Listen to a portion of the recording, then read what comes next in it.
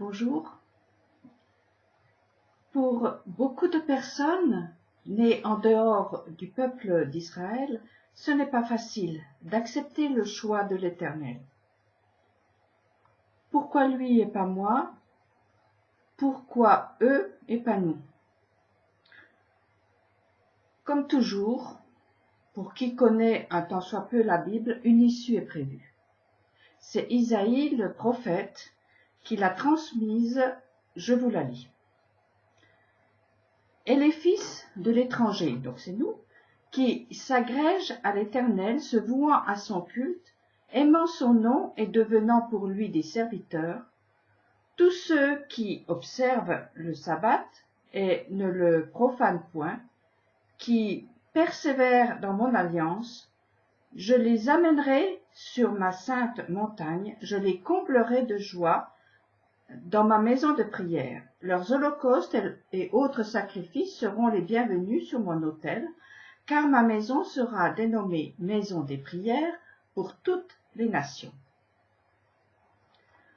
Remarquez que, au regard de l'histoire et avec le recul, nous les nations, nous ne devrions pas nous plaindre. Qui aurait pu accepter ce qu'ils ont supporté? Il fallait vraiment être particulier pour mener une mission aussi peu populaire et ingrate. Mais prenons l'histoire à notre modeste niveau, un peu comme un enfant peut la ressentir. Le cadet, qui n'a pas choisi d'être second, souffre de cette injustice. Quoi qu'il fasse, il ne sera jamais le premier. Et lorsque l'aîné, donc l'héritier, le lui rappelle avec mépris, se vante et affiche en permanence ses avantages, cela devient insupportable. Alors, tout de go, je le dis aux frères aînés, héritiers de l'Alliance. C'est pénible de toujours recevoir en pleine figure un passé dont on ne peut avoir que honte, mais que nous n'avons pas vécu. C'est lourd à porter. Jusqu'à quand devrons-nous être mis en quarantaine? Que devons-nous faire? Que pouvons-nous faire? C'est vrai qu'il n'y a pas vraiment de quoi fanfaronner et se permettre de faire la leçon à qui que ce soit. Mais il faut avancer et réparer ce qui peut l'être. C'est pas facile. Nous nous connaissons si mal. Et s'entendre dire en permanence, vous êtes en dehors de l'alliance, donc vous ne pouvez pas prétendre à ceci ou à cela, cela n'arrange rien. Personnellement, je ne demande qu'à apprendre et pouvoir glaner les épis oubliés. Mais devant ce genre d'agression, je cours chez Ésaïe et je me glisse dans ses paroles, qui me rappellent mes devoirs et mes droits. Je m'en imprègne et en même temps, comme d'autres l'ont fait, je me permets de rappeler à Dieu ses promesses au cas où il les aurait oubliées. Après cette espèce de bain dans les mots du prophète, tout va mieux et je peux laisser à chacun la responsabilité de ses paroles. Sur Facebook, on met un petit icône qui sourit. Sois pas triste, mon ami, et marche humblement avec ton Dieu. Ça, c'est une des phrases préférées de mon mari qui ne manque jamais dans nos conversations. C'est le prophète Michée qui nous l'a transmise. Il dit « Homme, on t'a dit ce qui est bien, ce que le Seigneur demande de toi, rien que de pratiquer la justice, d'aimer la bonté et de marcher humblement avec ton Dieu. » Ceci dit, récemment, en feuilletant ma Bible, sans trop savoir ce que je cherchais, peut-être justement à chasser ma tristesse, à alléger mes épaules, je suis tombée nez à nez sur un passage d'un autre prophète, il s'appelle Ézéchiel.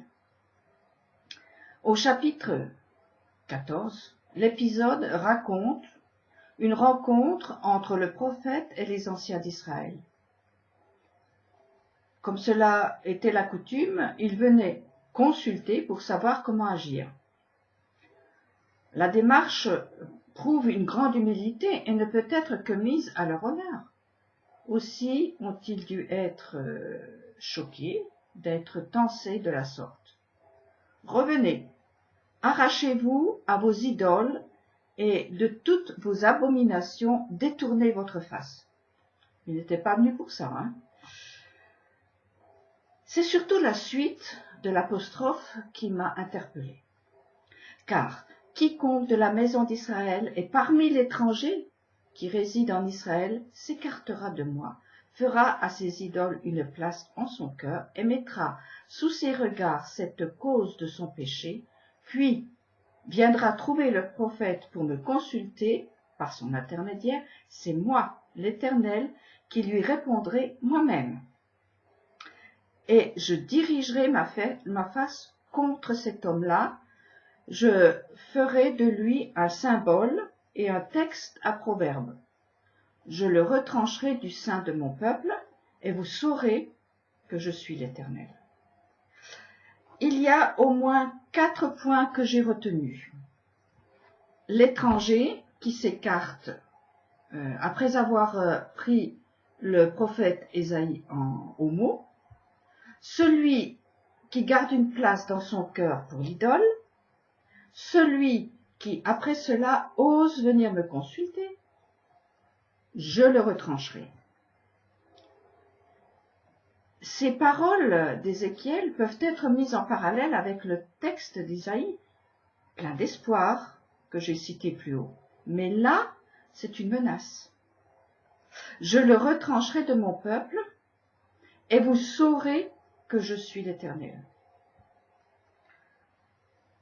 Même poids et même mesure pour Israël et pour l'étranger qui s'est attaché à Hachem, puis s'en est éloigné. La sentence, c'est l'exclusion. La justice est la même pour tous. Alors, serait-ce différent lorsqu'il s'agit de bénédiction?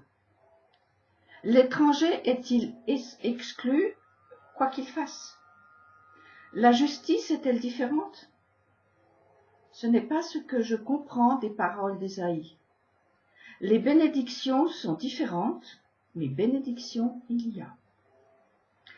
Reprenons l'histoire rapportée par Ézéchiel. Les anciens du peuple choisi, notre frère aîné, venaient demander conseil au prophète, car ils ne savaient pas comment agir. En fait, ils étaient dans le brouillard, et ça arrive souvent lorsqu'il s'agit d'avancer. La bonne volonté ne suffit pas toujours. La vérité est souvent dure à entendre, mais il est nécessaire et sage, pour avancer, d'accepter une mise en garde. À celui ou celle qui a le regard brouillé, le cerveau sens dessus-dessous, qui ne sait plus où donner de la tête, Dieu répond, au travers d'Ézéchiel, « Chasse l'idole de ton cœur. » Si ton regard est trouble, c'est que l'eau pure de la source divine se déverse dans un récipient sale. Des parasites, nommés idoles, y ont élu domicile. Aussi l'eau est polluée, devenue saumâtre, elle est maintenant germe d'amertume. Isaïe dit, « Celui qui s'attache de tout cœur à l'Éternel, je les comblerai de joie. » Ézéchiel lui dénonce, « Quiconque fera à ses idoles une place dans son cœur deviendra trouble, amer, triste et jaloux. » Ce que j'ai compris, c'est ceci.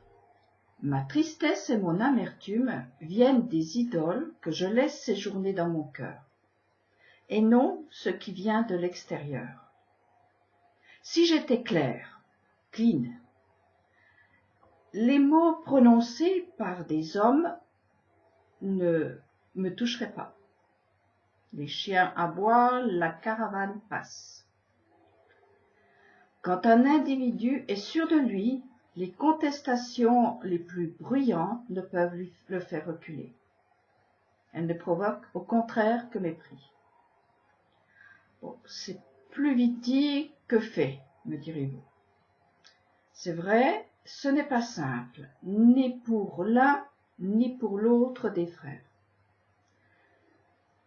Les flèches venues de l'extérieur n'ont pas leur pareil pour appuyer là où ça fait mal et se planter dans l'abcès qui essaye de se faire oublier. Du coup, la douleur se réveille. C'est certainement l'idole qui devient agressive. Comme un animal blessé, elle va faire souffrir son hôte, puis, le temps passant, elle se calmera, mais, tapie dans l'ombre, elle continuera à troubler l'eau vive encore plus efficacement. Alors, je parle d'une idole depuis le début, mais quel est son nom? Justement, elle ne se laisse pas facilement nommer, peut-être confusion, chaos, dédale, convoitise, mensonge, jalousie. En tous les cas, elle entoure de désarroi celui qui lui fait une place dans son cœur. Une parole étrange me vient à l'esprit. Ne demande jamais ton chemin à quelqu'un qui le connaît, car tu pourrais ne pas t'égarer, a dit un sage d'Israël. Dans le sujet qui nous intéresse aujourd'hui, ce conseil est capital, car c'est dans les moments où l'on se sent perdu que l'on peut enfin déloger l'idole. Tant que l'on estime être sur la bonne route, que l'on considère tenir la vérité, être sûr de ce que l'on croit, l'idole nous mène à notre insu, où nous ne voulons pas le savoir. Ce n'est qu'en se sentant égaré, rejeté, éloigné, que le vrai prophète dira « Chasse l'idole de ton cœur ».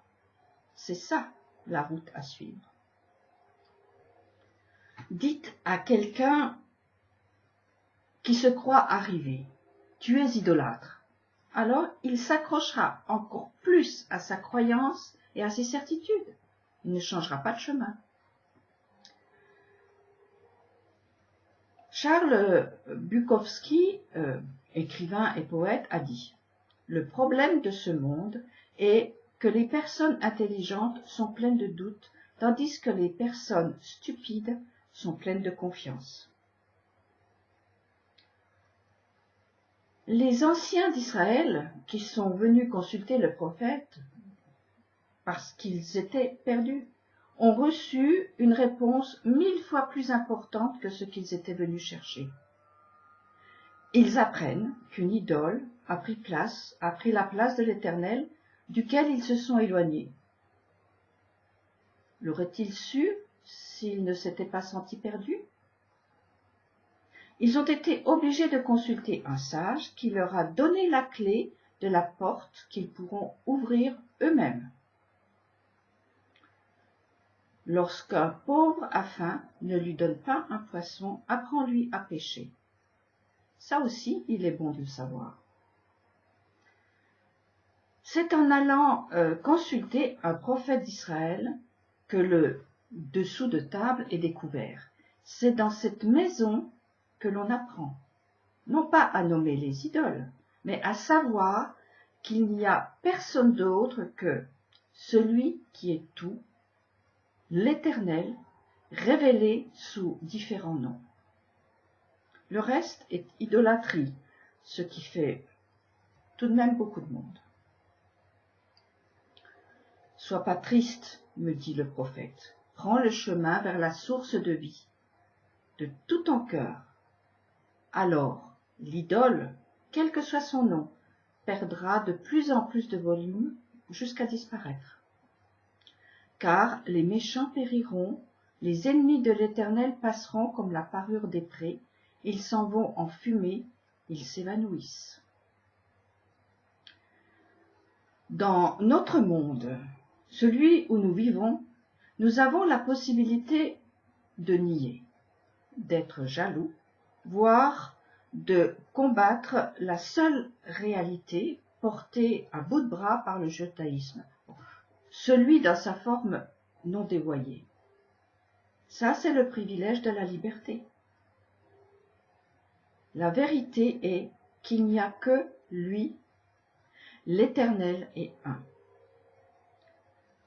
Nous, appelés étrangers dans la bouche d'Isaïe, nous n'avons d'autre choix que de nous accrocher au fil du chêne de prière de ceux qui en ont reçu la révélation. Ils peuvent être de bons conseils pour extirper de nos cœurs une nébuleuse bien discrète et terriblement puissante appelée idole. Pour cela, il faut accepter d'être perdu. Je termine avec cette promesse.